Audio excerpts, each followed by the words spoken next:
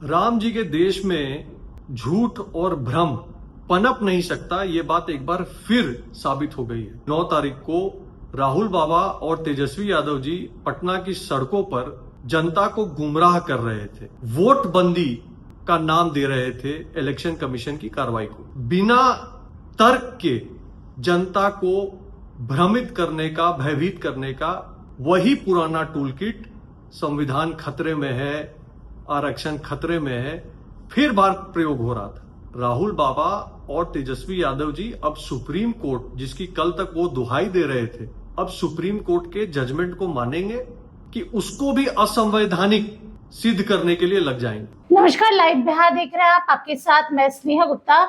Supreme court से तेजस्वी यादव को बड़ी हार का सामना करना पड़ा है और जिसको लेकर आप बीजेपी के राष्ट्रीय सचिव ऋतुराज सिन्हा जो है वो सीधे तौर पे तेजस्वी यादव से लेकर विपक्षी दल के बड़े बड़े नेताओं को घेरते हुए नजर आ रहे हैं। आपको याद ही होगा कि कल किस तरीके से पूरे बिहार में बिहार बंद का आह्वान किया गया था और विपक्षी दलों ने अपनी एकजुटता दिखाई थी, जिस दौरान राहुल गांधी, तेजस्वी यादव, दीपांकर भट्टाचार्य और बड़े बड़े विपक्षी दल के नेता जो है सड़क पे नजर आए और सीधे तौर पे कहा कि हमारे वोट छीनने का काम किया जा रहा है, सरकार को घेरा, चुनाव आयोग को घेरा। इस दौरान आपको ये भी बता दें कि तेजस्वी यादव ने कहा था कि हमें सुप्रीम कोर्ट से उम्मीद है, लेकिन अब वो उम्मीद टूटते हुए नजर आ रही है। और क्या कुछ कह रहे ऋतुराज सिन्हा, पहले आप इस वीडियो पे नजर डालिए। राम जी के देश में झूठ और भ्रम पनप नहीं सकता, ये बात एक बार फिर साबित हो गई है।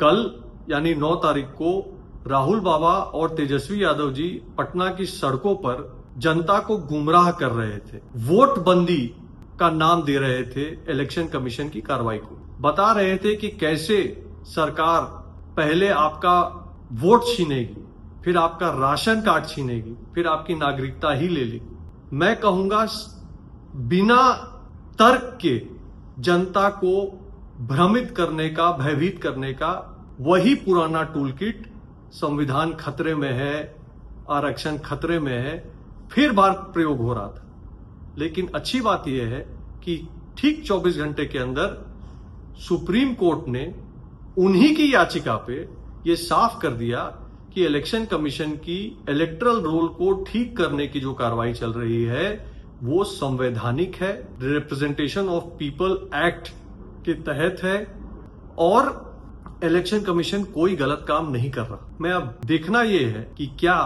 राहुल बाबा और तेजस्वी यादव जी अब सुप्रीम कोर्ट, जिसकी कल तक वो दुहाई दे रहे थे, अब सुप्रीम कोर्ट के जजमेंट को मानेंगे कि उसको भी असंवैधानिक सिद्ध करने के लिए लग जाएंगे। ये तो वही बात हुई कि मेरे मन का हुआ तो ठीक है, और अगर मेरे मन के विपरीत कुछ हुआ तो वो गैर कानूनी हो गया। हमारा संविधान हम सबको अभिव्यक्ति की पूरी आजादी देता है, पर संविधान किसी को भी अराजकता फैलाने की आजादी नहीं देता।